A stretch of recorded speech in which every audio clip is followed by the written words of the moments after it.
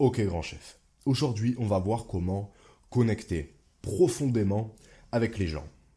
Qu'est-ce que ça veut dire connecter profondément avec les gens?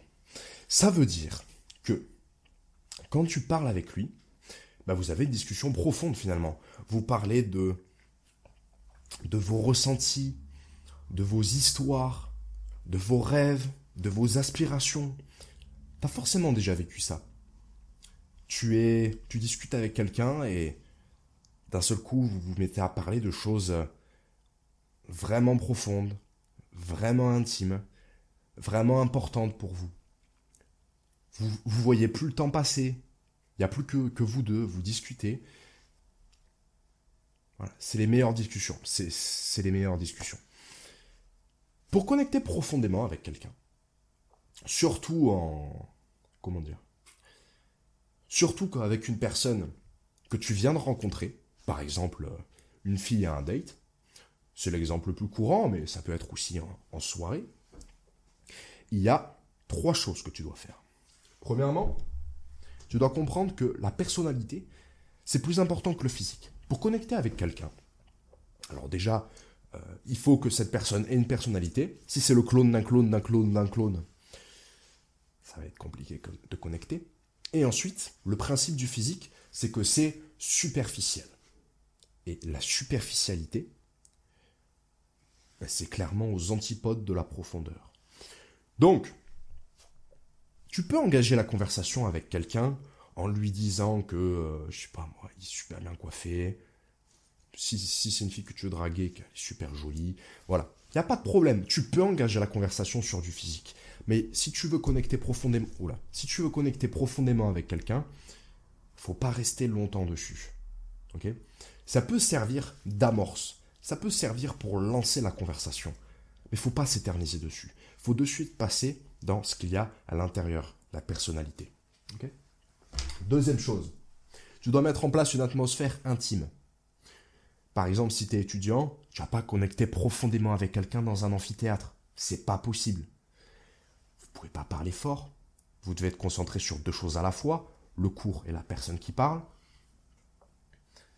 En général, personnellement, les fois où j'ai connecté le plus profondément avec quelqu'un, c'était en voiture la nuit. Soit une fille que j'ai pris en date en voiture, premier date ou quatrième date, on s'en fout, une fille que j'ai pris en date en voiture, ou un pote, où on discute, voilà, il fait nuit, on discute, on roule vers tout et n'importe quoi, enfin voilà. T'as forcément déjà vécu ces conversations. Pourquoi ça marche ici? Parce que c'est une atmosphère intime. On est seul. Il fait nuit. Il n'y a que nous. Il n'y a pas de téléphone. Il n'y a pas de distraction. Il n'y a vraiment que nous.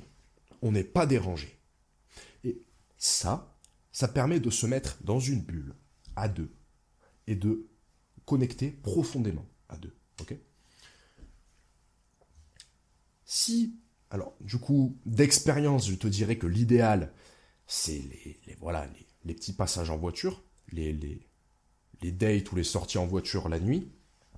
Mais, voilà, c'est pas possible tout le temps. Ça demande quand même d'être relativement proche de la personne. Alors, pour un premier date, ça se fait, mais par exemple, si t'es en soirée et que tu veux connecter profondément avec la personne, c'est compliqué.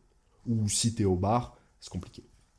Donc, ce qu'il faut que tu fasses, c'est que tu essaies de récupérer les conditions qui ont fait que la balade nocturne avec la voiture, c'est un bon truc. Donc, par exemple, si tu es au bar, tu vas pas te mettre au milieu du bar, ok? Tu vas te mettre dans un coin, dans un petit angle, sur un canapé. Un petit coin un peu caché. T'es au bar, mais un petit coin un peu caché. Vous êtes tous les deux dans votre coin, il n'y a pas de problème, vous discutez. Bon, ça, c'est dans le cas où tu es en date avec une fille. Vous discutez, et là, c'est vraiment intime. Vous créez vraiment une atmosphère intime parce que vous êtes à part.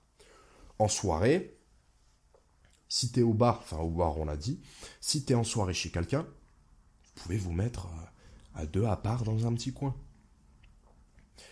Soit, si c'est une soirée en petit comité, t'attends la fin de la soirée.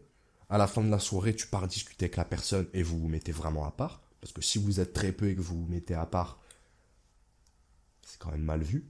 Maintenant, si vous êtes beaucoup à la soirée, là, tu peux prendre la personne et vous vous mettez à part, vous discutez dans le jardin, dans un petit canapé dans un coin. Voilà. Le but, c'est vraiment de créer une atmosphère intime. Vous pouvez simplement vous caler dans un petit coin cosy, on va dire. Ta chambre, ton salon. Le but, c'est vraiment de se mettre dans un petit cocon. Troisième chose, tu dois creuser ses réponses pour en savoir plus.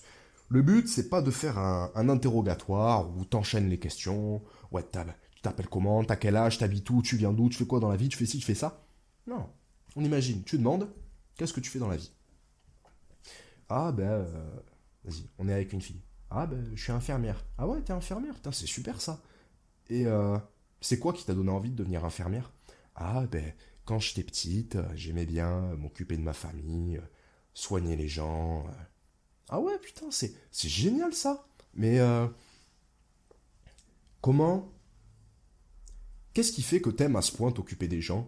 Ah, moi, c'est comme ça, j'aime bien.